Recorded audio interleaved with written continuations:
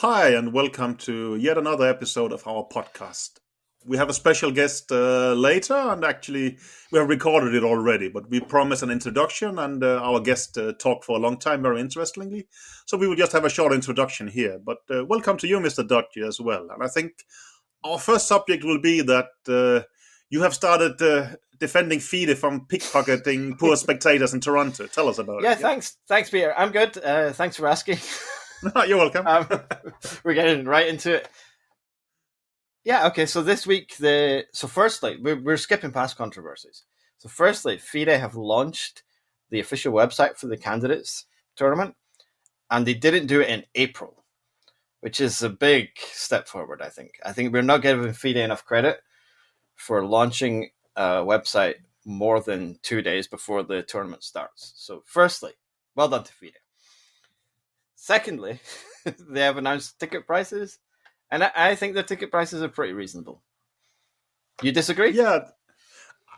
Well, what are we debating here? You said it's 49 Canadian dollars is the cheapest, right? And in weekends, I think that's like $16. $1 or. Okay, you are not trying to get invited, I can hear, yeah. But it could be at the time. But I think currently some said it's like $36, and maybe in the weekend it's like $50 for a ticket, right? Or it's maybe a little bit more. But I don't know. I mean, yeah, compared to, I don't know, a local baseball match, you could probably get cheap tickets that are cheaper than that, but you could not get very nice seats, like if you were a special guest in St. Louis, for instance. But I don't know. Chess players are just not used to paying for being spectators. I think that's part of the problem. And you seem to think, what's the big deal, right? Yeah, I don't have a problem with it. I think, it's a 7-hour game. I assume there's live commentary, probably. But yeah, I think the tickets for, like, if you want to go for the whole event, it's like $2,000 in the VIP section, and but that's 3 weeks of chess. You need to be fairly dedicated to kind of turn up every day for 14 rounds. Yeah, I think nobody is gonna buy a VIP pass for 2 weeks. I think it's just something they're putting up there to have the product, right? Yeah, but I think you go for a day. It's a special occasion. It's a day out. If it was in my city and I had to go there and pay $50, 100% I would go. And if I had to travel there anyway, that kind of price point is massively dwarfed by travel expenses, hotels. Like, these are going to be the big expenses. So I don't think $50 is unreasonable. Do you get to see the players, or is that only for VIPs?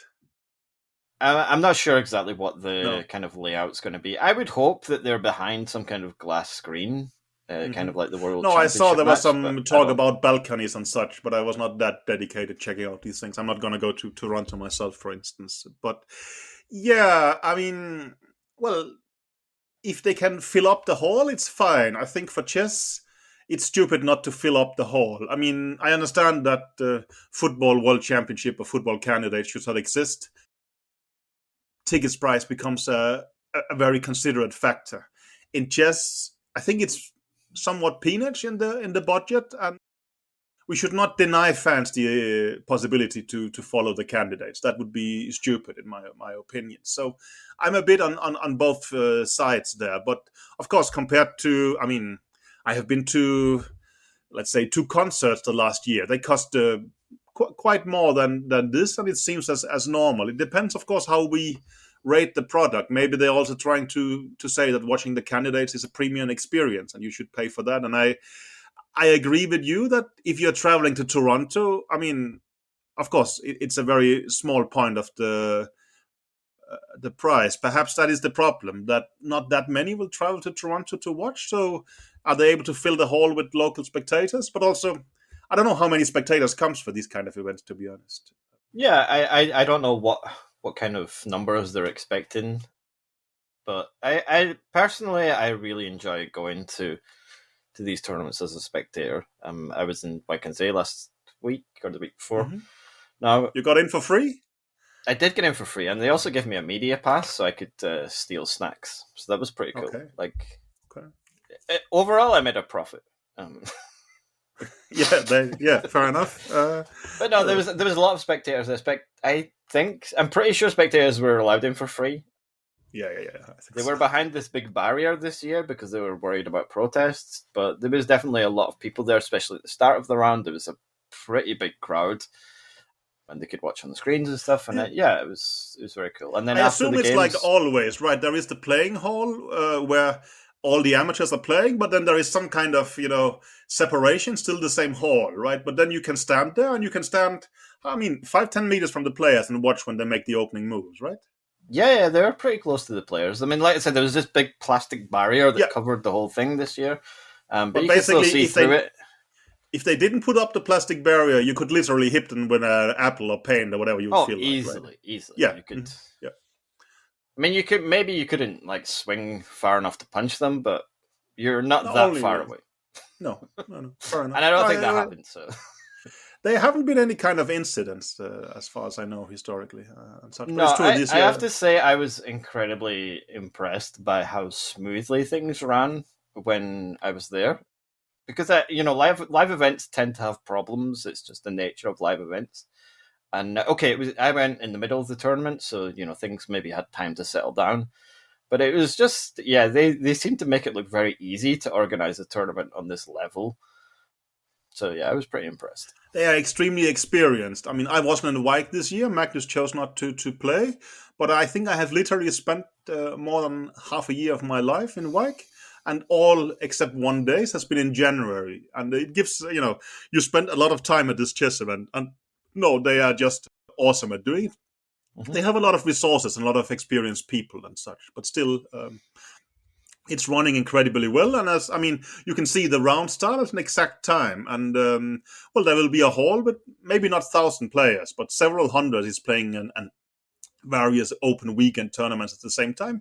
It's a literal chess festival, right? And it's probably feels, I guess, it will feel much more than a festival than, let's say, the candidates, right? The only thing that beats it massively, I would say, is of course the Chess Olympiad, right? But anything else doesn't compare to Wijk in size that I have gone to, at least. I would say. Yeah, I mean, Maybe I guess there are bigger opens than. Yeah, you're right. Wijk. You're right. Actually, I mean, like when Grenke was running, I think that was pretty huge. You're right. They're doing, but I would say this mixture of the absolute world's best, and then everybody can be in the same hall spectator. Right? It is true that the Grenke has maybe also copied that, right? But yeah. But yeah, no, it was a really cool event, a really nice atmosphere. I enjoyed myself. So yeah, and it was free. Any controversies there that happened? Really nothing. Like it was really nothing. Yeah, I mean, Anna Maya was there. She was doing social media, and I tried to get her into a new controversy by pointing out that her shoes looked inappropriate for the dress code, but. Also, Ali Reza was playing in the Masters, so he doesn't really follow dress codes either. He was able to set the standard for everyone else. Yeah, he looked pretty good doing it. So, when you're bringing up dress code, I will take a stab at FIDE. I mean, FIDE should pay attention. These are actually world-class event organizers who have real sponsors. I mean, sponsors who want something back for their money, and they don't care too much about dress code. Is my impression, right? It's not what really matters. I think they want the players to look good. But they look quite good, right? Or yeah, that's what I mean. Like I think Ali Reza is the perfect example of someone who basically never meets the dress code and still looks good. Like, and that's what they want. They, yeah. What about Nepo? I mean, I'm really not stabbing at his nationality here, but some were complaining that he dressed too casually. For me, no problem. I don't know how you see it. Yeah, I think Nepo looked a bit more casual at this event than he has at some other ones, but yeah, I'm okay with it. And also I was there helping out the Women in Chess Foundation. We gave out some T-shirts. One of the T-shirts we gave was to Ju Wenjun, and she played one of her games wearing our T-shirt, which was pretty cool. Like, she wouldn't be able to do that if there was a very strict dress code, but it was a very nice thing for her to do for us. For instance, I'm basically making a point out of if someone gives me free clothes, I will wear it. And that's my sort of market level. But that the women's world champion has the same is a little bit shocking. Or you think she's just actually supportive of your cause? I hope she's supportive of our cause. She did seem kind of confused when we gave her the T-shirt. I'll be completely transparent. She didn't seem to have any idea what we were doing, but she was very graceful. She thanked us for the T-shirt, and yeah, she wore it, I think, the next day. So someone who has a business will pay attention, that they could just give her a shirt and she will wear it of politeness and afraid of No, Let's she see. was super nice. I didn't really talk to any of the players while I was there. They were kind of busy, and I don't like distracting players while they're in tournament mode. I like Trust to me, you distract do anyway. players But outside of yeah, tournaments. I think that's fine. I yeah, like to yeah. annoy them as much as possible, but during tournaments, I think it's an unfair I mean, distraction. But yes and no. Players can also be bored stiff and be nervous as someone pulling a leg, and then it could work well. But of course, it could also you have to understand when to do it and when not. I mean, if it just lost a 7-hour game, perhaps it's not the time to put out a prank. I would say, but yeah, I mean, yeah. Who knows? But you see, you're playing it safe there. But we have the internet for doing it the other way around. Then, yeah. yeah, for sure. What else there? I thought there was. I mean, well, let's bring in Arnis Geary here, right? I mean, he was complaining a bit about FIDE actually, and then now has the new FIDE Grand Circuits qualifying for the candidates started, or is it just 2024 circuit not qualifying for anything? It's a 2-year cycle now. Yeah, the 2024 circuit and the 2025 circuit will qualify for the 2026 candidates. Okay, so So already the now race for the 2026 candidates has already begun. Mm-hmm. Okay, so basically, well, what Geary was pointing out to that he shared first, I will argue that he shared second because VG won the playoffs, but even so, that by sharing first or second, he got less points than the winner of the B group in the FIDE circuit. And I mean, he's not wrong there. It's a valid point, I would say. Wow, I'm defending FIDE, you're defending Anish. Like this is it's very controversial. Shut this down, but I don't know. Yeah, I think he's correct. Like it doesn't make there's something wrong with the formula that you can win the B group. And as far as the classical games are concerned, like the 4 guys did tie for first. And I feel like that should be worth more points than winning the B group. Mm-hmm. Because otherwise you should just play the B group. Like if you want to maximize your chances to get in the candidates, you should be looking at winning strong-ish round robins rather than doing well in a top level event. So like how does this work with, say, if you had to compare, let's say you're picking your schedule and you choose the Sinkfield Cup or the London Chess Classic. Like you should pick the London Chess Classic because there's potentially a lot more points up for grabs there. Winning the Sinkfield Cup is basically a once in a lifetime thing for most players. Mm-hmm. So I think it incentivizes playing kind of slightly weaker tournaments a little bit too much.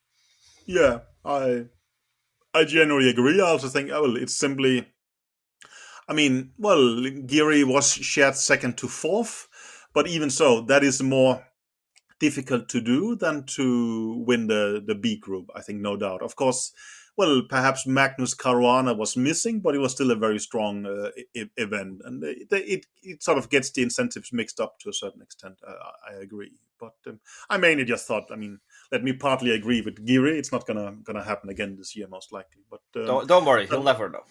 No. There is a risk of not a risk of that, but quite a good chance of that. Is that everything we wanted to cover? I thought you were going to criticize the pairings, if I can say.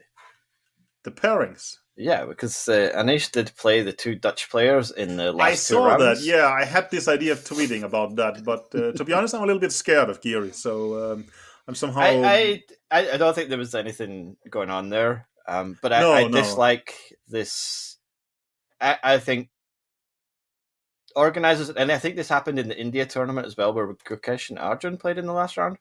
I think organizers should protect players from these kind of types of implications, so that countrymen should just play each other in the first round. If you protect them, you're also sort of implying something to a certain extent. You can say it's a private event, so we trust everybody, else we wouldn't have invited them, and so on and so forth. No, I don't think it's a huge controversy or anything, but I think I think it's just a good general principle that people should play. Like the candidates, they'll play in the first round. Yeah, that I actually dislike, that Caruana and Nakamura have to play in the first round. I think that is stupid.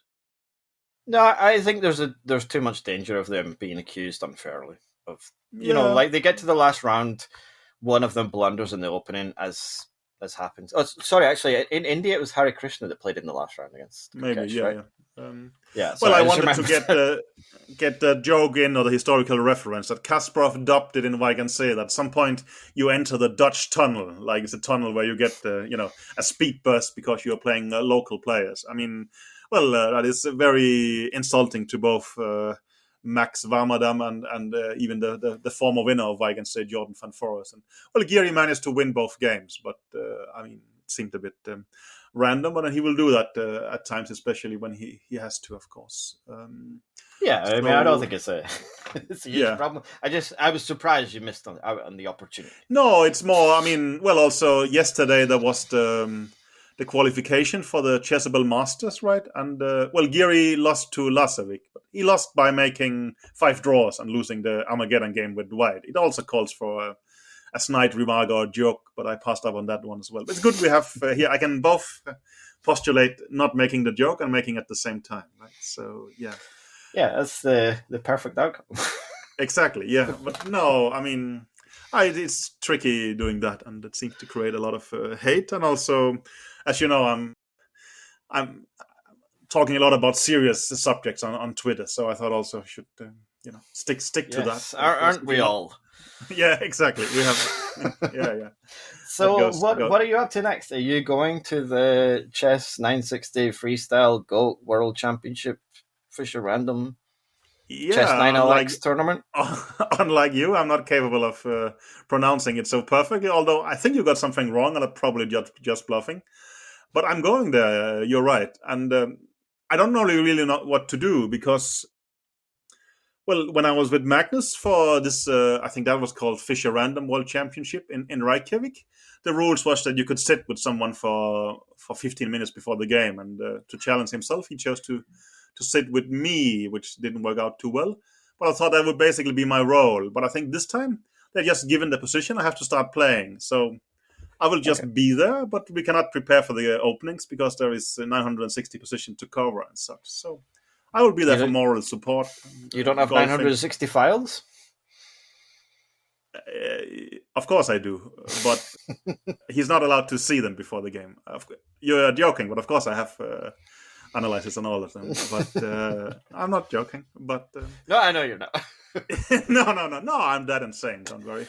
But I mean, well, it's gonna be interesting. It literally becomes like, I don't know, but you're gonna give you suddenly general advice, like it's maybe center matters less than in real chess, or maybe center matters more in real chess. But it becomes extremely basic advice you could give. I have no idea. It's gonna be a fun experience, but Yeah, I saw I think also it'll there be was a fun tournament. some criticism of maybe from my Danish colleague Jakob Aagaard, who was saying Magnus has handpicked the format and the players, but I think, well, he's been advised an advisor, and he said, well, I think this would be an incredibly interesting format. The point is that they're going to play chess 960, but everybody so far has played chess 960 as rapid chess. And Magnus Mhm. has said that when he plays chess 960, it feels so much more difficult than to play real chess, that it would be much more logical to play it as classical chess, and chess in the classical fashion we should play as rapid chess. So now he's getting his way. They're actually going to play 4 or 5 hour games in chess 960, and he's picked, I think, players who has a history of caring about chess 960. Of course, Ding is also there. I don't know if he's played chess 960 before, to be honest, but he's the reigning world champion. I don't think he's tried to make it easy on himself. If anything, he's tried to make it as difficult as possible. But I think this Yeah, I having, guess the only one missing clearly is Hikaru, I think. yeah, I have no clue. Is Magnus has snubbed him, or Hikaru has said no? I would Well, I mean, you get, generally you just don't yeah. always get all the best players. Like I that's mean, there was just this the way guy these called things go. Kasparov who could also fit in, but probably he also, I mean, go challenge chess 960. It would be obvious to get him there, but maybe he's clever enough to say no to such things. I don't Yeah, know. Carlsen, Caruana, Ding Liren, Eli Reza, Vincent Keimer, Nordebek, Abdusattorov, Kukesh, and Levon. So yeah, pretty easy field. Like he's really, Yeah, this is quite soft, I think. yeah. We are. I mean, golf in the morning, no preparation, then play a bit of chess in the evening, right? I mean, you're trying to make this a holiday, no? Yeah, Not yeah. exactly. This is, yeah. I mean, it is a very nice field. Like But other than the Hikaru, I interesting, think. Because Hikaru is the 960 world champion, right? Or he is. I understand. And Nepomniachtchi is other not, than him, not I don't the, think you could really get a better field, more or less. No, but what I think will be interesting is that I assume that we talk about accuracy things on chess.com all the time, but I guess there must be programs who can sort of estimate the rating of a player, right, based on their moves. Mm-hmm. I'm very curious on the absolute world elite. What would be the rating estimate of them playing a tournament like this? I mean, I think it's very close to their level. 2,800? No. I think Magnus will lose max 50 points. Okay. Let's see. I think there I'll will tell be the producer to save this clip. I'll have to do it myself if necessary. But yeah, I think there's a tendency to try and drift towards safer positions that they understand. This is my main criticism of Fischer Random in general, or Chess 960, whatever we're calling it now, is that the players tend to err on the side of caution when they don't really know what's happening, and it can either lead to kind of going towards very safe positions or just trading everything off. That's perhaps a bit what we felt happened at the World Championship, that Magnus was trying to play Chess 960, but others, like the eventual winner, Nakamura, was very successful in just trying to, skip that phase, try to normalize it, and then use your rapid and blitz skills, which is completely correct strategy. Yeah. But now, when you get to have 2 hours, maybe it's possible to play at the top level. But I understand your point. But you also understand that, if that is what everybody is doing, there should be room for someone doing it better and being successful, right? I mean, if there is higher levels. And I think the extra time does actually make it much more interesting, because I think... I think so. And especially for the players, actually. I think the players really enjoy kind of analysing quite deeply, I think, and giving them a chance to do that right from the start. I think... I honestly think... Once this is over, most of the players will say this is one of the most enjoyable tournaments they've played, because I think they will. I have another prediction, though. I think they will say this was incredibly tough, and it took a lot of energy, because playing classical chess, I mean, we can do not with our brain switched off, but it's not a huge effort, at least not for us, who was not that successful. But even so, I think you're not going to be, if you play a 7-hour game, you will be taking a lot of energy. But if you played 3-4 hours, it's not too bad, because you're relying so much on things you know. But here, they might have to, from move 1, to try and understand things. I think it's going to be harder than physically, and that will tell. So I'm trying to make some predictions here. I don't know what you think about this. But, I think it'll be very difficult, but I think it's the kind of difficult things that the players will enjoy. And I'd be very interested to see like how Caruana and Ali Reza and Gukesh do after this, because I think basically they play the candidates. Is their next event, right? I mean, there is still a couple of months, right? But is there any other big events? Maybe some Champions Chess Tour, but like I don't think there's another over the board. I'm not even sure there is, actually. No, I don't know. I mean, but also this idea of being in shape and so on. I don't fully believe it. I mean, Caruana won the candidates when he had a horrible experience in Wijk and such. I mean, I think, you get the brain going, you get motivated, you think chess is fun, and then, you go prepare for the candidates and you win it or lose it. And I think also I saw some online being critical of Gukesh playing so much before, and they're probably right, but it might work for him, and, who knows? Actually, I think Gukesh is going to play in Prague. Yeah, it could be as well, but... I mean, maybe also he's just an honorable guy who signed the contracts, and then he realized, I qualified for the candidates. Should I get out of this? Probably not. I don't know. I mean, could also just be. I mean, he's that young. He doesn't have to be world champion. How much energy does he need, really? Like, no, I mean, maybe he should be preparing. I mean, I think and such, but also these days preparing openings. It's become easier, and you cannot really, if you have a 4-month camp, do you get a huge edge by that? It's not a given to me, so I don't know. Yeah. On that matter, actually, Magnus is playing Wesley So tonight, so maybe I should at least do a little bit of work there, right? Or you have more things we should talk about? No, I think that's a good idea. I Or think maybe we've still if you got a have long some, interview after this, so people have yeah, definitely got enough content this week. Yeah, if you have some good ideas, then we'll see. Yeah, I'll let you know all my open secrets for That's this. cool. Good. Okay, and now, well, on to our next segment with a special guest. Okay.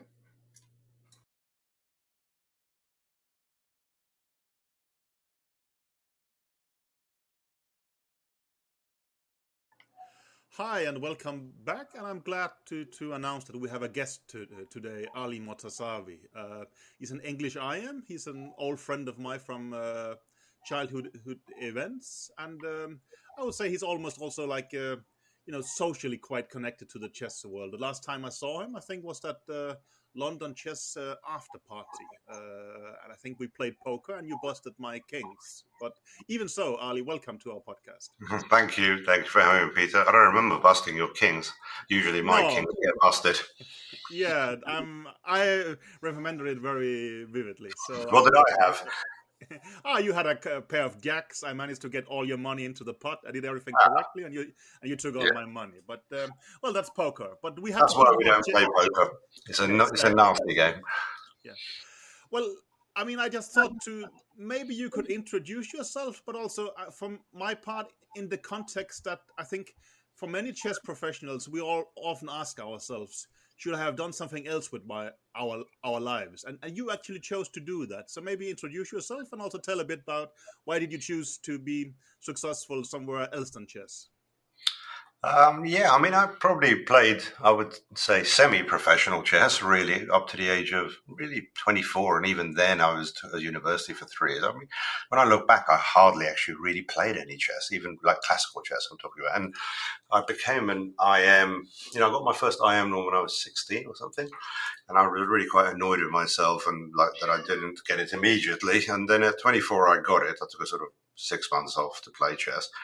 And then I kind of thought it's enough. As you know, chess is a hard game. And now looking back, I think that chess is has been an incredible thing for me. It's done a lot of things outside of chess for me, taught me a lot of disciplines of how to sort of, tackle problems and etc. But actually playing chess is incredibly mentally difficult as you get better and better. I kind of massively underestimated at the time.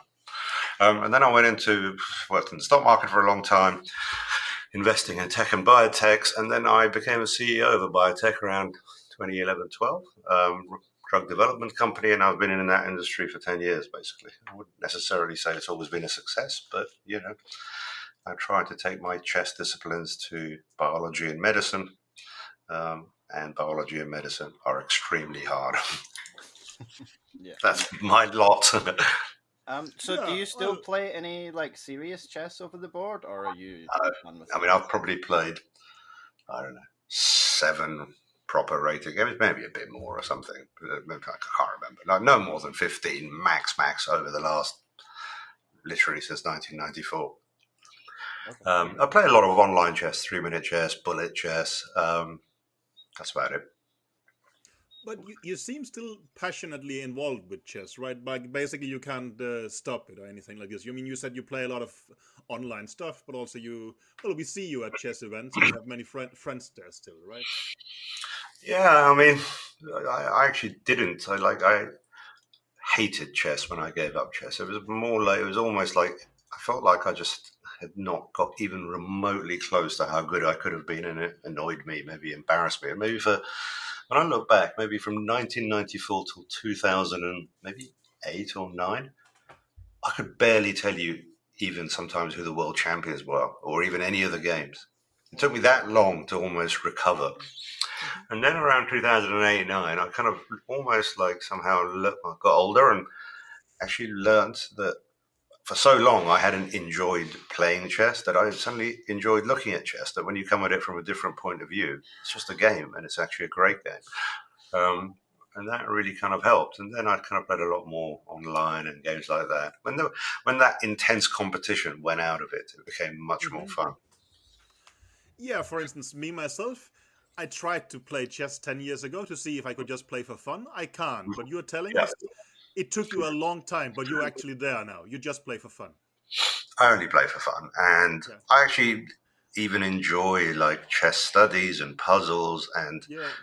some of the stuff that like I watched one of Matthew Sadler's videos on chess engines the other day, and it really is one of the things that I was just utterly stunned that there was in my opening of choice, move 5, an engine could come out with a move Queen D2 in the Austrian attack that had never ever crossed my mind or anybody else's mind. It's not winning or anything; it's just an idea, and it again showed me that I really believe that even the very best players, even your boss Magnus Carlsen, who's probably the greatest player, well, probably he is the greatest player for me that's ever lived. I say this very tentatively, but we're very bad chess players. We don't really understand the real substance of chess, like computers. I tend to agree, and I hope Magnus is not listening when I say that, right? But no, I mean, well, Magnus is an incredible human player, but of course, computer level is extremely fascinating. And well, I think Mm. that the example Ali is sort of referring to is it's completely insane. That I mean, you would just laugh at a human suggesting it, even 5 years back, I would say. Now Yeah. we understand that this is good, but the point is we can understand it, but to play at that level is still completely impossible for us, as I see Well, it. actually, you know Probably, what? I think yeah. it's possible. Okay. No, I think we're training. When I say ourselves, it's not me necessarily. The very best players in the world are like doing it wrong. I Hmm. think um, there is a new era of potential new chess players who can like do what the computers do, which is this deep prophylaxis. I Hmm. can almost see it happening now. Like when I look at, say, Gukesh or Erigaisi, they are playing a very different type of chess to me. Yeah, I get your point. Also, I mean, for instance, in Team Magnus, we had Jordan van Forest the last time. That Yeah. was the match preparing for, and I enjoyed talking to him mainly because I could not understand what he's saying, but I can see that sometimes he's right. I mean, Yeah. this new generation, well, they lack any kind of proper classical upbringing, and I kind of mean that as a compliment, or at least as an Mm, interesting thing. And that's what you're sort of saying, right? That mm.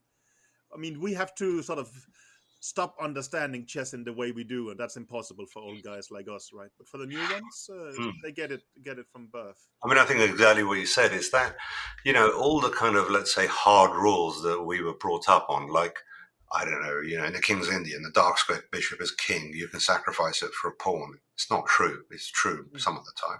Or even our idea of king safety, I think we're way too conservative.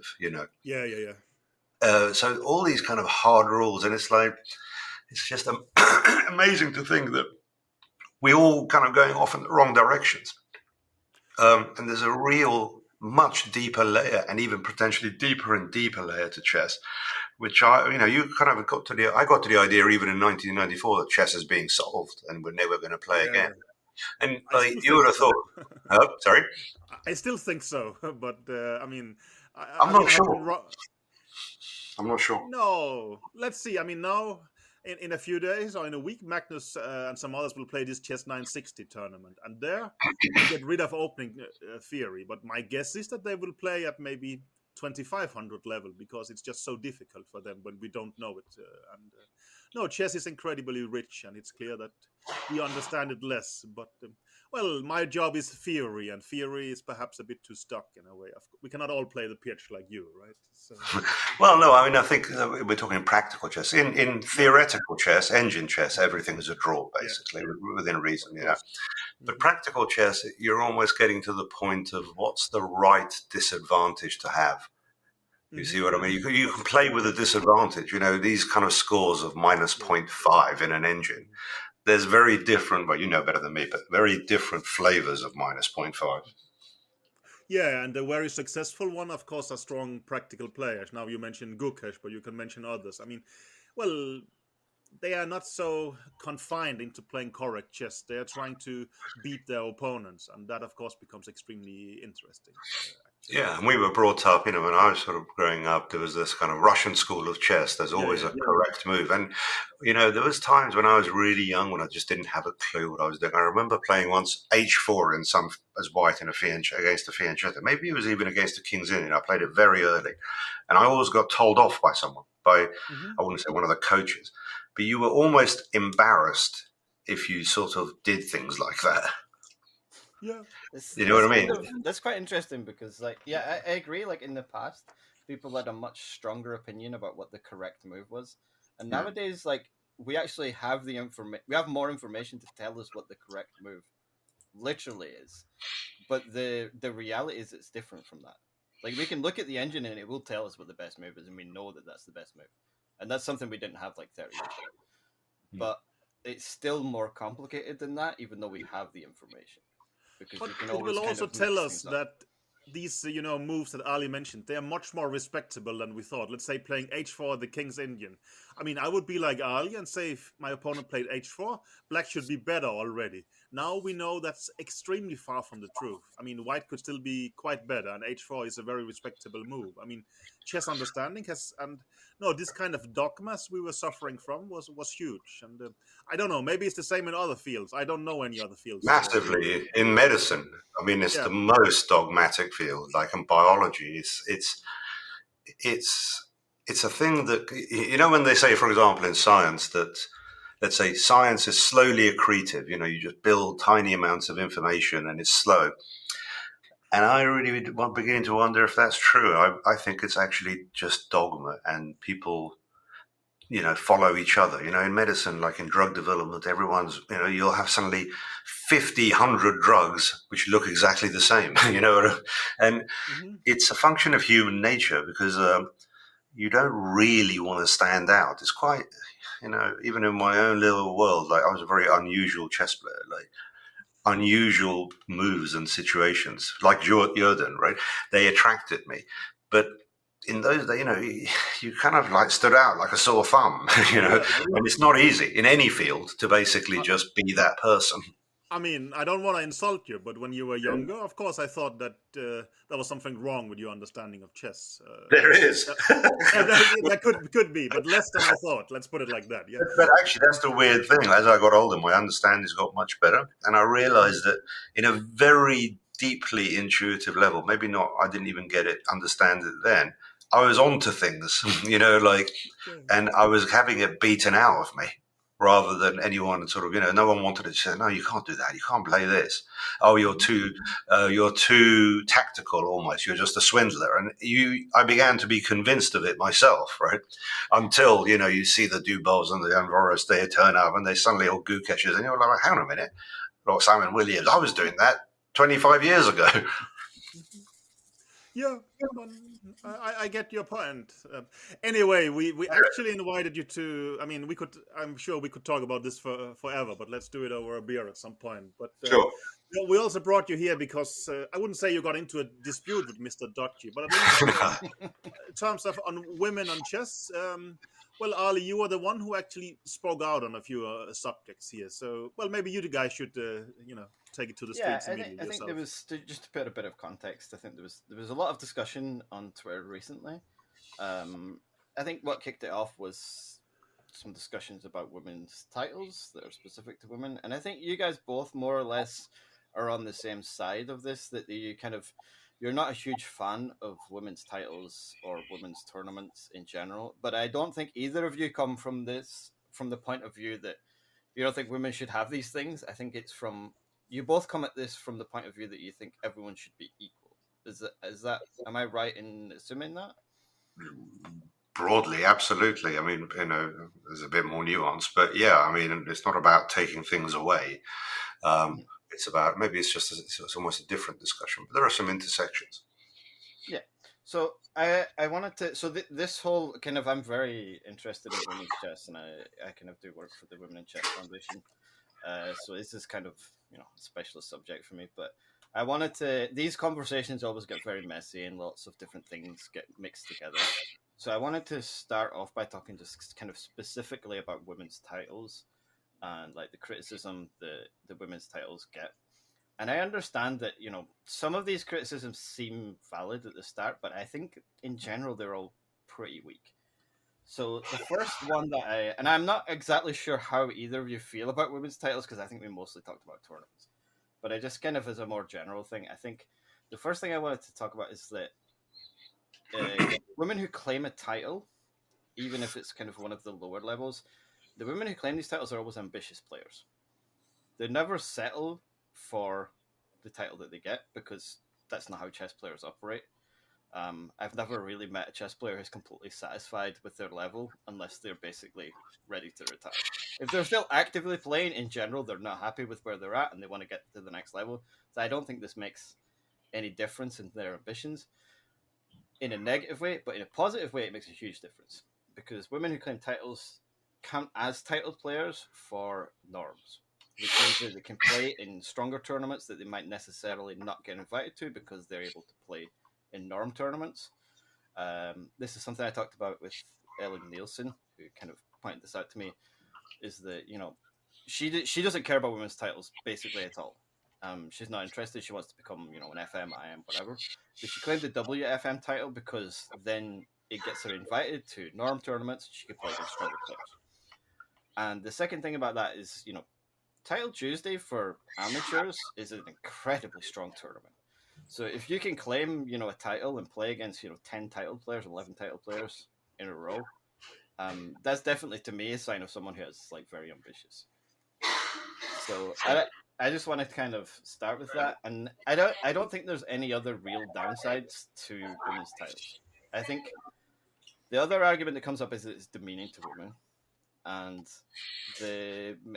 for me, I think it's demeaning by certain men, and I don't think those men respect women regardless of what title they have.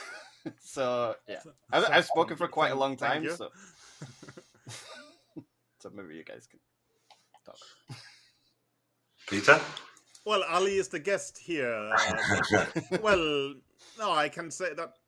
Well, yes and no. I mean, but the problem is that by creating, titles that are somewhat easier to achieve, we also create easier barriers. And, well, that doesn't always help. I mean, I understand it encourages some, but it also becomes too easy for others. Or maybe, well, I mean, for instance, I think in Denmark, the big goal for most female players has been the national team, because when you get on the national team, you get to play the Olympiad and so on and so forth. I think the highest rated on the current rating list who has not played for the national team is rated 1801, which basically means it becomes a goal everybody achieves. But after becoming on the national team, suddenly there is this huge vacuum of not very much to achieve. So I think at some point I did statistics at female players reaching 1900 in Denmark. Well, they fit into the averages. They are as many, if not more, female players compared to men who has reached 1900. But if you take 2200, the numbers drop considerably. And I think that when we sort of lower the goals, people will fit towards these goals. Secondly, you say that will help them get into tournaments where they can play stronger players. My argument will be that, well, they get there when they are not ready for it or not strong enough for it, so that we help them artificially to play against stronger players. But it doesn't seem to work out that well. You could also say that you remove the sort of target, that they should actually become better to achieve these things in a way. So yeah, at least I'll just interrupt you.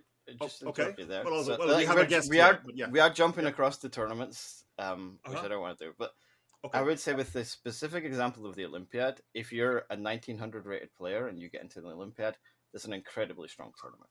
I think there is something of an argument against whether the very top women should be playing in tournaments like the Olympiads, because they would play stronger players in the open section or just in open in general.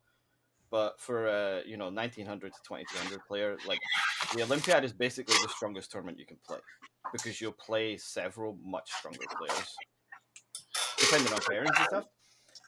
So I still think that that tournament itself, at the top it's maybe different, but for the vast majority of people who are playing in that, this is basically the strongest tournament they're going to play for the year. Okay, that's not my feeling in Denmark at all. You can just play any local tournament. You will face stronger players than you do. I mean, at the Olympiad. I For a mean, 1900? for sure. You just, I mean, well, you can play open tournaments or you can play tournaments. I mean, for a female player to play tournaments at their level is extremely easy. I mean, the strongest Danish player for 40, 50 years, Nina Højberg, she just chose not to play female chess. She thought, okay, I can just play, locally instead. That makes much more sense for me in a way. But I think also we should get Ali in. He is the guest here, right? Yeah, I mean, look, it's a complex subject, but I think there's a few things, in my opinion, being conflated. But if we just actually go back to Badana, right? She's, let's say, 8 years old now. I think that's the for me a good starting point for the whole ecosystem of chess players, right? That's the youngest possible sort of starting group. Let's start with the best players. So she's obviously won, I think, the world underrates with 11 out of 11 girls, right? Mm-hmm. I think sometimes it's as simple as this, that if Badana isn't playing the very best players, it's like, imagine there was no genders and sexes and anything, right? We're just talking the best players, right? Mm-hmm. That, as a sort of ecosystem, evolutionary system, almost, you imagine you're starting from the youngest possible age, that has a huge impact on the whole, on the strength of those players, right? Because, they're more and more and more, they're starting to basically not test themselves against the best. It just does something to you, the way you play, the way you assess positions, the way you improve, really. And I think that's just massively impacted as maybe the first big thing, right?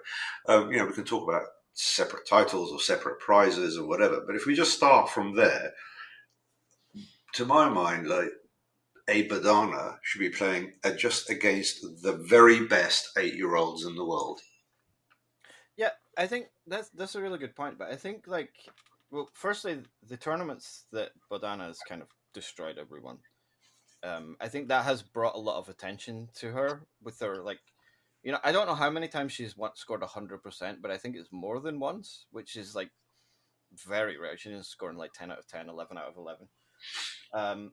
But I think that, she wouldn't have got as much attention if she'd, performed at the same level, but in a boys' event where she would have maybe scored, 7 out of 11, but with the same performance rating. But why would she score? The question is, why? For a start, is it true that Badana would score 7 out of 11?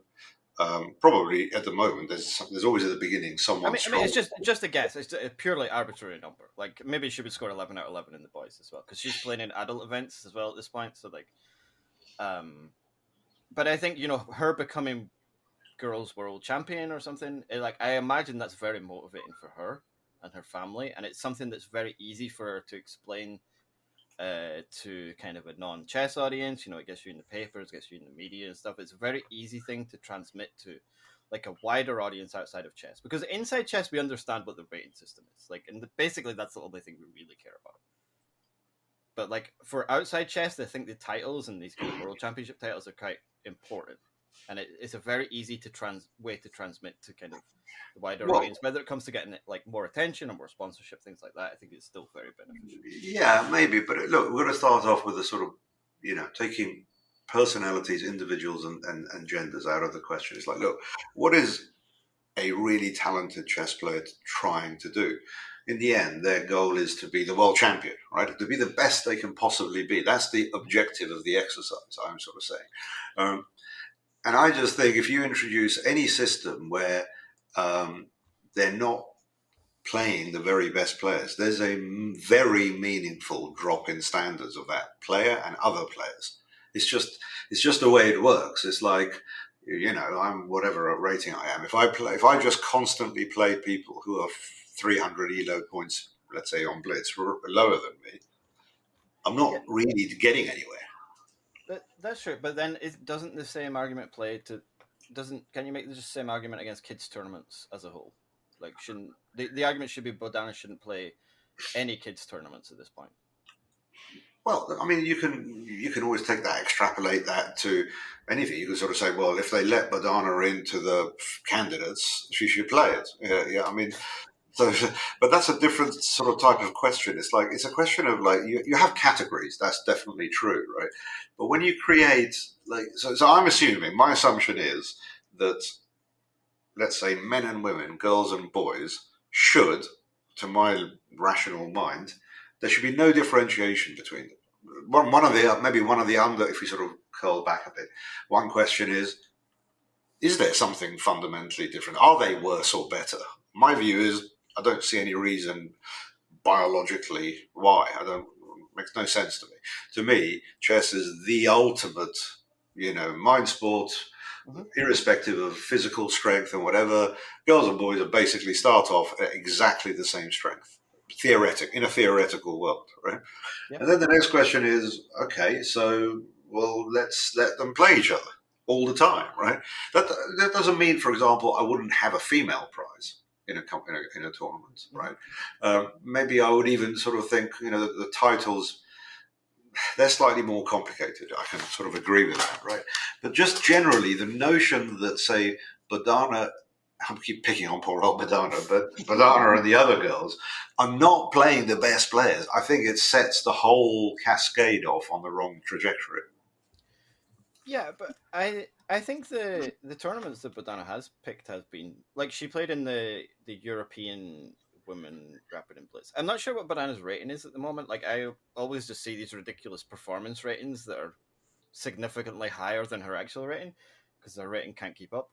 But I think her rating was like maybe 1850 or maybe she's a bit higher now. But she was playing in the Women European Rapid and Blitz and she beat I think Selimova, who's one of the candidates.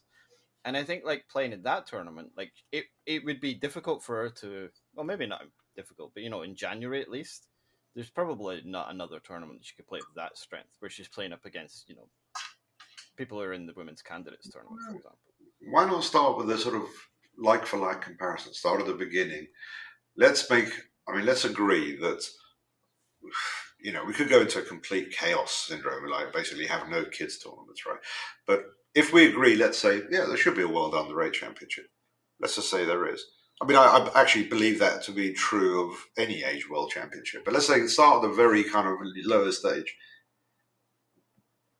In terms of trying to be the best, why should there be a difference? Why should there be a different section? What is it? Like, is there a fear? Is there a problem? Like, are we saying that, I don't know, for whatever reason, women are worse than chess? I don't believe that. Do you believe that? Does anyone believe that? No, I certainly don't believe that. And I think there's been a big study done recently that hasn't come out yet that basically proves this once and for all. But I think. So it's what I mean. I guess the reason is like, why do we need the kids tournaments in the first place? Why do we need it? What's the benefit of having an under 8 world champion rather than just 8-year-olds just play with adults? Because I think it's the same reason to have girls and boys tournaments. No, because like a world under 8 or world under 10 or world under 12. I mean, yeah, you're right. You could have no categories at all. But I create categories. I just think about it. Who are the best players, let's say, in the world in these categories? And to create a subcategory where I basically think that, let's say, genders are equal seems bizarre to me. I think it's an important concept. Who is the best under 8 player in the whole wide world? Okay. Yeah. Then I sort of think to myself, but why when I think Badana could, or another Badana could easily be as good as, I don't know who the boys world under 8 champion is. Yeah, we don't care about boys. But why have we created that?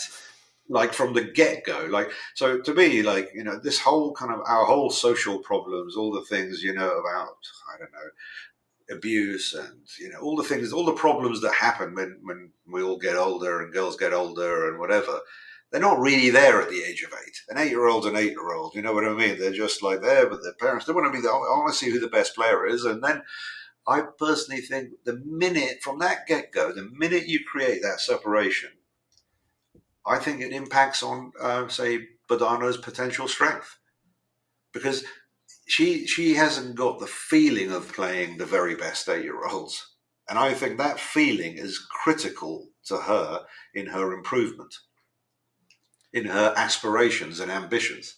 And I think that she's so clearly better than any girl player. You see what I mean? It's kind of No, I do. I think this is an important point because I think the scores that she's been putting up in the girls' tournaments are just it's clear that she's way ahead. Like you don't score 100% in a tournament just because you're slightly above the field. Like you're kind of demolishing everybody. But I still think there's value there for her in terms of the motivation of she gets to be the girls world champion. And I think girls in general do enjoy spending time with other girls. This is something that kind of comes up regularly. I The can do that. socialization thing is very important that we can't really ignore, I and I can think do it's that. something that men kind of we really take this for granted because I think socializing for us at tournaments is super easy, and it doesn't. We almost don't think of it as a conscious thing because it's we go to a chess tournament and there's 200 people that look exactly the same as us and are the same generation as us, and it's very easy for us to kind of make friends with these things. And I think this is a different thing for girls because there is just such a much smaller percentage of them at Is chess that true? tournaments. At the age of 8, I mean, at the age of 8, right? They're all basically almost in the same playing hall, the same venue. Probably everyone, the boys and girls, are staying around. Probably with their parents around the same area. I mean, even that, even on a social level, like I went to an all boys school. My kids go to mixed schools, right? Actually, my son went to an all boys school, right? He hated it. My two daughters go to a mixed school, and I can noticeably tell that they're much more sort of comfortable around boys, right? And even for me, like it's like I actually fundamentally disagree with almost single sex anything within reason. This is what I mean. I think like even as a sort of process of growing up, I think it's important. No, but I don't think it's. I think there's an important difference between single sex tournaments being the norm and single sex tournaments happening occasionally. So like because I think world rap like let's be serious, like girls only play like maybe two girls tournaments a year. Like they'll play maybe the world championship and maybe if they're lucky they'll play national championship, and at an absolute push they'll also get like European championship or something. But like very few girls will get to play all three of those events in a year, and the rest of their events are mixed. I think and a mixed event should be the norm. Like I fully believe that. Like in a perfect world, mixed events we should have them everywhere. I think the all the way up Let, through the levels, like in a perfect world, that's what we would have. But I think it's going to take time for us to get there and make sure that things are safe and people are comfortable with them. Sorry, Peter, you wanted to speak. yeah, let me weigh in. I mean, I'm married to I think she was under 12 world champion, and well, she became the strongest in her country, Lithuania. But I mean, what I want to agree with Ali is that I mean, well, I think becoming women's youth world champion, it's a mixed bag. It gives you a lot of attention, but it also nudges you in that direction of your career becomes a female career rather than just a career. I mean, you suddenly you are titled the world champion. You start everything will be measured on that. Success will be expected on that level. It's very difficult to come out of. Also, I mean, national teams will tell, can't you play for the women's team because you help us much more there? I mean, the most talented, they will be squeezed. I understand it might help some, but I think for the absolutely best, and now when we talk about Bodana, I mean, she's being pushed to having a female career rather than just having a career. And that I think can be very dangerous and also will hold her back eventually. I mean, for instance, my wife, she was, when she was young, she was perhaps at the level of Arishenko, who's her age. And while her career, of course, became much more famed in terms of rating and actual strength, she became considerably worse than Arishenko. But you will find your niche, you will be successful there. But I think having, female careers in chess also limits a lot. I think also that's what Ali is saying, right? Yeah, I mean, I can't see any kind of debate. That's really obvious to me. I mean, look, again, I haven't thought about it that deeply, but my guess is I would have a mixed under 8 championship. There could be a girl champion within that, but I'd like to see the under 8 all sex champion, and Badana could win all of those, right? And I understand that she's playing a lot of mixed tournaments, and she's playing maybe quite a few, not that many of these all girls tournaments. But she'll grow up, and you see. Well, Peter's talking about it with his wife. You start getting better, then you play. You get into the World Championship cycle. Think about the Women's World Championship. There's a big commitment to play it, to prepare for it. You're only really playing women, so all of a sudden you're back to actually not playing that many mixed tournaments, right? So when I look at, let's say, Vaikanze, and I look at Yao Hifan, who's a fantastically talented player, right?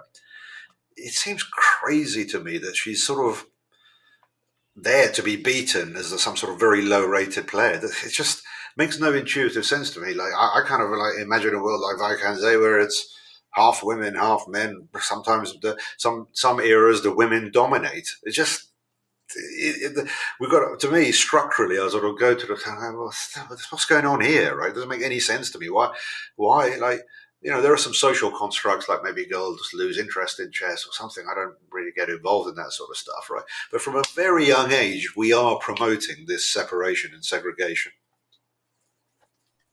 at the very top level, which in the end filters down to every level. Yeah, I think at the top level, there definitely needs to be a bigger push towards mixed events, and like we saw Ju Wenjun, Vaikanze beating Ali Reza.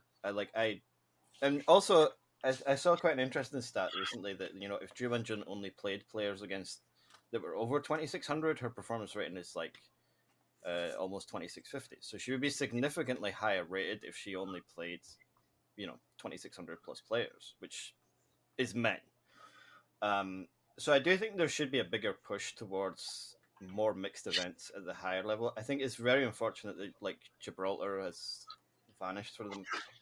I don't get it. All events are mixed at the moment, right? I mean, well, not in reality. Like in theory, yes, but not in reality. The problem is that when you see with Wike, well, you do have female players there, but they are always injected as the lowest rate in the group. It also creates a wrong image. Yeah, but that's just that's the reality of the situation. But I think tournaments. Is that the reality of the situation? Qatar, for example, like Ju Wenjun did very well in Qatar as well. I think that should be the standard for chess tournaments in general. Like not really related to women, but like I think big opens are far more interesting than these small round robins. So I think things like Qatar, Gibraltar. The way Isle of Man was before it became the FIDE Grand Prix, where everyone was in the same tournament. I think these are a much better way of closing the gap, rather than I'm kind of unconvinced by the things at the kids level, because I think the argument is like, but again, we're definitely not picking on Badana because we're big fans, but like her playing in the women's European Rapid and Blitz, because it's an adult event, that's much stronger than her playing in any boys. Open under-8 championship, for example. So, like, if it's a choice between adult women tournament or mixed kids tournament, she should be playing in the adult tournaments. Like, that's even if it's a women's. But I mean, let's say being the world champion for your age group is a kind of pinnacle in that age group. We accept that fact, right? Look, I don't know. Let's say, why do we have women's tennis and men's tennis? I mean, to me, it's just a question of physicality and strength. It's just a biological thing. It's obvious. We need to. Otherwise, it's just impossible. I think Serena Williams or Venus Williams played like the men's 150th and just got overpowered. It's just, of course, you have to have a women's section there. But chess, to me, is the ultimate. Let's say everybody starts off on the same footing. And yet, we don't seem to. Another way to look at it is, why is there such a small representation of women in the top 50? Mm-hmm. Why? Why is that? I mean, it gets complicated as you go. I think it's. I mean, for me, it's a participation gap. Like, I think the key to closing the level gap is if it was 50% women, like we would have 50% women in the top 100. All of the data I've seen suggests that. All right, but at 8-year-old level, 10-year-old in the world under 8s and 10s in the world cadet, you do have equal representation. I agree. As girls and boys get older, it definitely starts to converge to just a numerical thing towards men. But that's why I picked on poor old Badana, who's probably going to be smiling at me. But because right at the like starting point, it is equal representation, and actually, girls and boys do socialize in the sense that, as 8-year-olds kind of do. They're in the same playing hall. We don't have the same problems with safety. I mean, there's always problems with something, but generally it's about as equal a playing field as you can get. And from that get-go, I actually believe the part of the reason why it numerically just gets worse and worse and worse is by that introduction of segregation of males and female girls and boys tournaments. I mean, it's not entirely that, but I just don't see any reason for it at that particular moment. And I think at that particular moment, you set the scene for quite a lot of the future. Yeah, I mean, I understand where your logic goes, but I think if you talk to women who have given up chess or have kind of given up at least playing over the board chess, I think women's tournaments or girls' tournaments they don't come up in the conversation.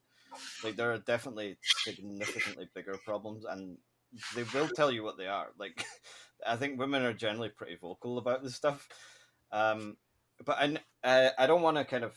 I'll let you have the last word on this. That's fine. No, I know you only have a little bit I'm more time. last words. Yeah, I'm past last words. I generally in life start with the premise that I don't know anything. I'm never right. And yeah. listen, I'm quite happy to be wrong. I'm really not past all that. No, but I think it's an interesting subject, and I think for me, like, participation is the biggest problem. Like, I think if we can fix the participation gap, then I think a lot of the problems will be solved, and if they don't, then okay, we'll have more women playing chess. So, like, I don't really mind so much. But I know you don't have too much time, but before you go, we did want to ask you about your experiences in Title Tuesdays, because this is a big topic in the chess world at the Oh moment. dear. um, Peter, you first, and then I'll blow it up. No, I haven't played a lot of Title Tuesdays, so I think there we will have to. I mean, well, Yeah, I mean, Tiger I'm Chess, curious. I've played a lot of Blitz chess, that's fair, on light chess for a long time, and not so much on chess.com because I hate the interface, but I have played quite a few Title Tuesdays. Generally, look, so this is a very serious existential problem. You got the world's best players really going at each other. Like, I'm not in the game of chess for my profession, but it's risky when you start attacking your own sort of income almost. So it's a dangerous game that's going on. But if you ask my opinion, um, let's say Vladimir Kramnik, who I like and spoken to a lot, I personally think he's going down the wrong path with the statistics, only because I think at best you can get correlation, not causation. But I do generally think he's 100% correct. My feeling is that I've played a huge amount of chess. I've played Title Tuesday. I've played a lot of the best chess players over the board at chess. I understand blitz chess and it's real blitz chess and the mistakes even the best players make. Generally, he's right. There's a huge amount of cheating going on. I'm going to give you just a couple of anecdotes. Right? I played Levon Aronian and Fabiano Caruana a few days ago. Or I've beaten, say, Alireza Firouzja twice. I beat Duda. I beat Maxime Vachier-Lagrave. But, I mean, I don't want to just give my own anecdotal evidence. But generally, if I had to translate it to accuracy, when I look, even when they're beating me, they're at 88, 90%, and my sort of accuracy is around 81%, maybe a bit more, 85%. And I feel as though when I'm playing them, the very best players, because I just know they're not cheating, it's real chess, and real blitz chess is full of mistakes. Even the very best players are constantly making mistakes. But I can tell you that when I play the next tier, it's not about individuals, but let's say in terms of, I don't know, let's call them the not so famous ones, right? I definitely sense something very different. I can tell from my own style of it's very kind of sometimes attacking, speculative. I know when I've sort of got people, but they just seem to find resources which my intuition tells me is wrong. There's something just badly wrong. So generally, I think he's right. The problem is, how do you prove it, etc., etc. But I think it's a serious problem. Mhm. I mean, I've been, for example, personally, given something like over the last 2 years. So post-COVID, it just got dramatically worse. You know, I don't know. Let's say I've been given back like 500 rating points by chess.com, just randomly. Like, But that's a good sign, right? That means they're catching them. No, it's a very bad sign. It's bad sign because I just don't like you can't trust the system. Once that uncertainty comes in, you can't trust any of it. It really makes it very difficult to play online because it's just a waste of time. You think about someone like me, I'm just like, I don't know, having a bit of fun. I just kind of like blitz chess, right? But if there's that doubt that, oh my God, am I just totally wasting my time here? So Yeah. if people like me drop out, imagine just a random like me just gets, and I have got demoralized with it. Chess.com starts accusing me of bloody cheating, and then I'm getting 400, 500 rating points back. I don't have enough time anyway, and my play on all these like kind of sites has dramatically fallen because when that moment comes, it's like, oh, shall I play? I don't know, some games or whatever. That thing kicks in when you just go, oh, just like. I can't be bothered. I don't feel it's like it's real. It's just too uncertain.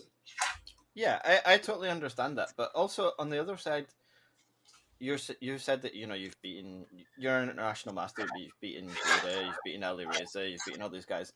Like that, part of that is that it is not that uncommon for international masters or 2,500 grandmasters to score the occasional point against the top Definitely players. not.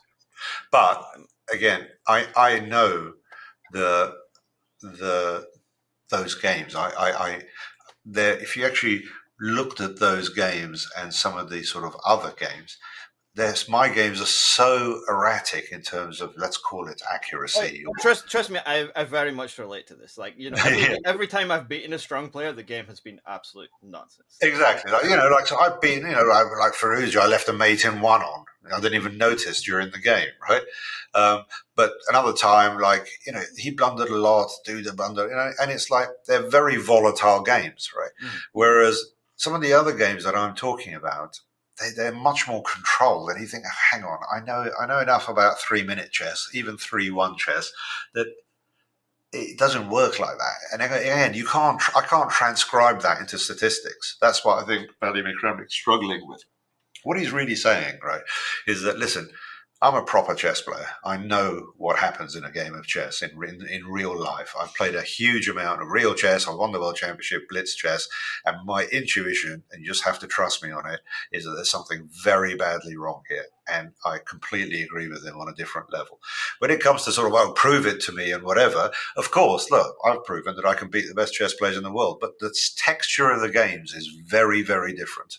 If I could show you my games, let's say against Firouzja and even say MVR, I remember them very clearly. When I look at them afterwards and even look at them on the engine, they're sort of laughable. You know what I mean? Yeah, and I definitely agree with that because I think that is where Kramnik's going wrong. Is that if he was just saying that I feel something wrong in these games, I think Kramnik's intuition is still pretty much as good as it's ever been. Especially, and I think the same of basically any top player. I think if they stuck to just kind of going off their vibes, I think that would be a decent starting point for any investigation. Like, you still have to investigate more, but that's a very good starting point. But I think where Kramnik gets really distracted is by these accuracy scores, which basically don't mean anything most of the time, and he really kind of undermines his credibility when he's almost giving away his opinion to the accuracy score rather than just saying, I don't think this game is. What do you think about the accuracy scores? Yeah, sorry. Go on, sorry, Peter, yeah. No, I was just asking, what do you think about this accuracy scores? You think it's a reasonable parameter, or you think actually human intuition is as relevant in detecting these kind of things? It's something, but in all honesty, it's because no one can sit there and actually look at every single game. So look, chess.com accused me of cheating and whatever. They didn't really accuse me of cheating, but it's all cameras and it's like you can tell they're suspicious. And what I kind of say to them is look, go and look at those games against Firouzja. Get anyone reasonable. Danny Wrench is a great player in his own right. Go and look at them, right?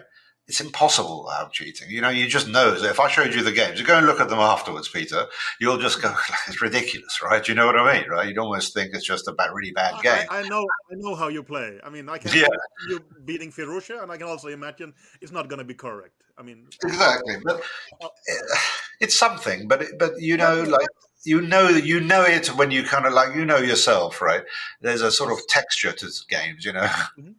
Yeah, yeah. No, you can feel a human battle or something like that, right? I mean, Yeah, and it's like I think what Vladimir's problem is that you're right. That in the sense that he really should probably stick to listen. Trust me, I know best. It's just completely wrong, right? But I can't necessarily prove it. But it's just ridiculous. But he's like a logical guy. He's a chess player. He wants to use evidence and stuff. And yeah, I agree with you. I think he is going down the wrong path. I don't think he's doing himself any favors. But I do believe he's very, very right. But do you believe he's right on the actual scale? Yes. Problem. So you think it's like what, half the people are cheating, or I mean, 30%? it's rife. It's everywhere. Like again, if my intuition and I've played so many games on light chess and whatever. Like I sense it at all levels. In fact, it's probably worse around 2500 level. So it's kind of like a weird trajectory it takes. Like I said, the very best players in the world, they just don't do it, right? You could see it immediately that it's a real game, right? And then you get to that sort of weird and wonderful 2600-ish odd level. When they're at it, you know it. I know it. It's obvious. And then the others, yeah, I think it's a serious problem. It's human nature. It's easy. We've seen it in like cycling and stuff. Yeah, it's a massive, massive problem. Okay. Sorry. Well, maybe we can just end on that very positive note then. Yeah, exactly. Yeah. Sorry about that. No, Sorry, Peter. What do you think? Peter, what do you think, honestly? to be honest, I mean, I basically have opinions on everything, but Title Tuesdays, I have zero experience. I noticed Magnus playing, but I mean, there he actually doesn't ask for my advice at all. So I barely know, to be honest. So this is a new world for me, and it's, I mean, fun for a change to see people argue with something that you're not really emotionally involved in. So I But it's a don't know. weird world where, like, when people play against Magnus, they're obviously very reticent to cheat, you see, because it's such a high-profile game, okay? Yeah, But yeah, then, yeah. I mean, I understand the logics and such, and well, the problem is I'm too naive. I basically think people are not cheating. I mean, I'm famous for writing a newspaper article saying that I don't see anything suspicious in Feller's game at the Olympiad, and he was, of course, caught red-handed, right? So I have stopped trusting myself in this one. I'm not an expert, so I don't think that many is cheating, but I have been proven wrong historically. So I think let's leave me alone on this one. Yeah. I mean, generally, as a last thing, in defense of Kramnik, right? It's pretty annoying if you've spent your life, working, exploring, inventing whole new styles of chess, contributing to, that's his life, that's his game, that's his everything, world champion. And part of it is annoyance, is that it's just all being demeaned so much. And I really understand that, yeah, sure, he's going about it the wrong way, but I wouldn't take him lightly, and I wouldn't, No. let's say, I have a lot of sympathy with him. It's, let's say, very annoying. Yeah, let me say that Kramnik was always like an intellectual powerhouse for me in chess. I mean, his ideas and something like that, and that is of course scary if he could be so wrong. But on the other hand, we have seen it with well, it's not reasonable to compare him to Fischer, but we have seen great who goes wrong later in some way. I don't know, to be honest. Yeah, but same with Kasparov, right? We saw like how he found it very difficult to translate his chess genius to like business and stuff. Okay, but when it comes to chess, I trust them. You see what I mean? That's a very different thing. Yeah, it's a good point. Kramnik is actually going nuts about chess, while Fischer was going nuts about the other things where he was not. Exactly. I wouldn't, like he's not straying out of his company. This is a man who, introduced completely new styles of chess, like out of the blue. And then for that, if he's coming and saying these things, I I really do back him. I don't back what he's doing with the numbers because I understand numbers pretty well. It's a dead end. Yeah, I mean, I guess the ones that I think he's really damaging his credibility is when he talks about people like Nakamura, which I just find it incredibly difficult to believe there's any motivation for Hikaru to cheat at this point. And like, I think that when he's accusing people like that who have the full track record of over the board chess, over the board plates, like even classical recently, I think it's very difficult to kind of take him seriously when he talks about other people. Yeah, but I think it's more a message. I actually maybe weirdly, it's almost like I don't think he's really accusing him. I think what he's really sort of saying is the problem is so serious if you can't even trust, like it's inconceivable that Nakamura is cheating because for so many different reasons, right?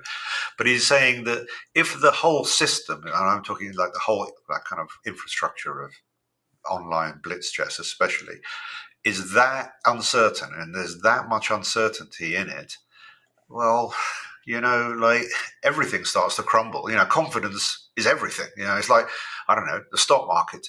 If rabid insider dealing was rampant 24/7, at some point the participants would start falling away. You know what I mean? Yeah, and I think this is the main problem, is that the like chess.com and FIDE as well also need to remove the doubt from the players, because I believe most players are just playing honestly, and I think it's completely unfair to people like Kramnik is part of it, but Kramnik doesn't really play so much anymore, so he's not really a professional. But like someone like Caruana, like it's affecting Caruana's ability to just play chess well. And I think this is incredibly I think that's actually more damaging than the fact that people are cheating at chess. Like, because it's affecting people like I think Caruana, MVL, I think has suffered from this stuff. When you kind of look at some of his results against certain players, I mean, this thing where in the Champions Chess Tour they get to pick their opponents for the knockout stage. Yeah. Some of these cases are leading to people picking higher rated players over lower rated players, and it's not because they, there's a stylistic thing there. It's, they have suspicions, which is insane at that level, because like Champions Chess Tour is pretty serious level. It's serious money, and it's very damaging to the sport if it's so rife that the players are choosing their opponents. They'll pick like a stronger player because they think at least he's a human. Yeah, and then you get to that whole next level of complete madness in that once that uncertain, you can't unsee what you've seen. And even if it was completely clean, the fact that people are fearing it completely changes even the sort of nature of the games and play and everything. Yeah, I mean, because like if you, I was gonna say before, like like you play online sometimes and you'll play against a really obvious cheater. Like he plays perfect chess, he takes 4 seconds to move, he completely destroys you, and you think, okay, I'm 100% sure that guy cheated. You play your next game after that, you always play worse. Like 100% of the time, you'll play a shit game the second time. Yeah, you're on tilt. Yeah, and it's like, and I think the top players basically have that. Well, at least a certain amount of the top players have that as an ongoing thing, because it's just always in their mind. And like, I think chess.com and FIDE do have a responsibility to kind of remove that doubt from people's minds so that they can just do what they're good at. Yeah, the elephant in the room is, I honestly think online chess is unpoliceable. It's just not possible. It's just, when there's a will, it's not possible. I think there's still improvements to be made before we get there. I think in a recent interview with Levitov, Eric from chess.com said that they're going to start sending proctors to people's houses. God, well, they're going to come to my bathroom. Yep. no thanks. I mean, my guess is like, I don't think you could really do it for Title Tuesdays, but like Champions Chess Tour, I don't see why not. And I think what they have to do is like, you sign a contract, which is basically the same as like drugs testing. Like someone can knock on your door at any time if you're a tennis player and drug test you. And like that should be the same for chess. Someone can, if you're in an event, someone can knock on the door, and like you don't know. So it doesn't mean that someone is actually going to come, but like If they No. knock on your door and they see like you've got something strange set up, like then you're back. No chance. What? Someone's gonna, I don't know, pop down to Milwaukee or something? Like, no way. Like, it's just undoable. It's like, I mean, look, I'm not. I wish it wasn't, but it's like, no, you know what? Someone's going to sort of get the bus to Siberia. I think you can do it. I'm pretty confident you can do it. And if you can't do it, you can make people play from chess clubs as well. Like, yeah, I mean, but then you're just completely changing the system to sort of physical chess. But I mean, with Title Tuesdays, like you can't really do this because this is much more a casual thing. And like, I'm actually curious, like how many people would continue to play Title Tuesday if there was no prize money? Because I think a lot of people just play for fun, and they enjoy playing against strong players. So I'm not sure if the participation rate would drop massively if there was no prize money. No, but listen, like it seems a bit weird. It's a bit weird to me, but there really is a very large body of seemingly even good players who just don't like losing. Mm-hmm. They just don't like losing the fictitious rating points. It just does something to them. Losing is a very painful thing for some people. That actually I would like to have a separate episode about, because I think that is spoken way too little about. I mean, this pain of losing is underestimated in chess. Yeah. All right, guys, it was great to chat. Yeah. Thank you for having me. Thank you very much. Yo, Okay. Have a good one. Bye bye. Okay, bye everyone. See you next week. Bye-bye.